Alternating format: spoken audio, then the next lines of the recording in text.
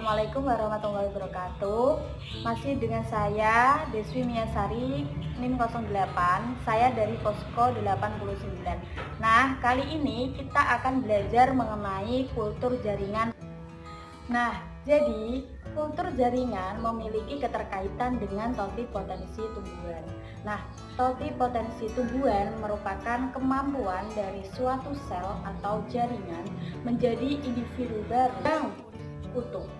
Nah, misalnya dari potongan daun, batang, akar.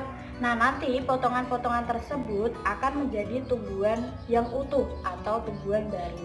Jadi, sifat totipotensi pada jaringan tumbuhan dimanfaatkan untuk memperoleh keturunan secara beragam dalam jumlah banyak dan dengan cara yang cepat. Nah, oleh karena itu, sel-sel pada tumbuhan bersifat totipotensi, yaitu memiliki potensi penuh yang dapat mempertahankan potensi zigot untuk melakukan pembentukan semua organisme secara matang. Totipotensi dikembangkan sebagai dasar dalam pengembangan tumbuhan secara in vitro atau kultur jaringan. Kultur jaringan merupakan suatu budidaya pada suatu tanaman menjadi tanaman baru yang memiliki sifat seperti induknya. Nah, prinsip kultur jaringan ini dipopulerkan oleh seorang ilmuwan bernama Muir, Hildebrand, dan Riker pada tahun 1954. Nah, prinsip-prinsip dari kultur jaringan sama halnya dengan perkembangbiakan secara vegetatif. Contohnya adalah stek. Nah, sedangkan perkembangbiakan di wadah atau botol-botol atau tempat yang steril disebut dengan in vitro. Nah, tanaman-tanaman contoh dari kultur jaringan yang diproduksi dari kultur jaringan itu memiliki nilai ekonomis. Contohnya ada pohon karet, bunga anggrek, pohon coklat, dan kopi.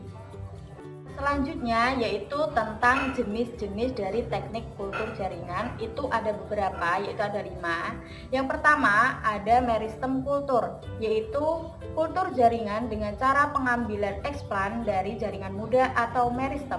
Yang kedua ada pollen kultur lentil, yaitu pengambilan eksplan dari benang sari.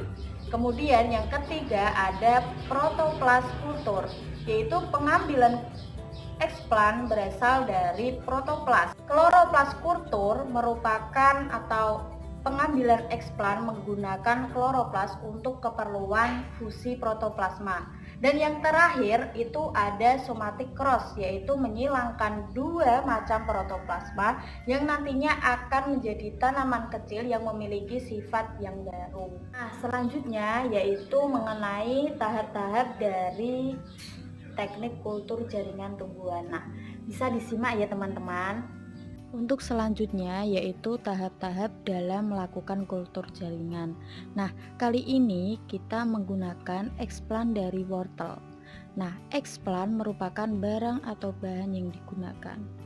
Eksplan harus disterilisasi atau dibersihkan terlebih dahulu. Area pengambilan sel adalah bagian tengah. Hal ini karena bagian tengah masih bersih atau masih steril dan terhindar dari infeksi bakteri ataupun kuman. Kultur jaringan ini bertujuan untuk menghasilkan bibit yang unggul.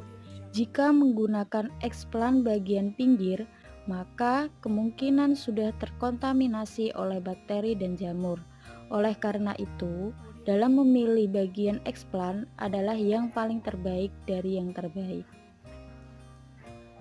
Setelah itu, eksplan dipotong kecil-kecil dimasukkan ke dalam cawan Petri. Cawan Petri ini di dalamnya terdapat media berupa gel atau berupa agar-agar ataupun kentang yang dihaluskan.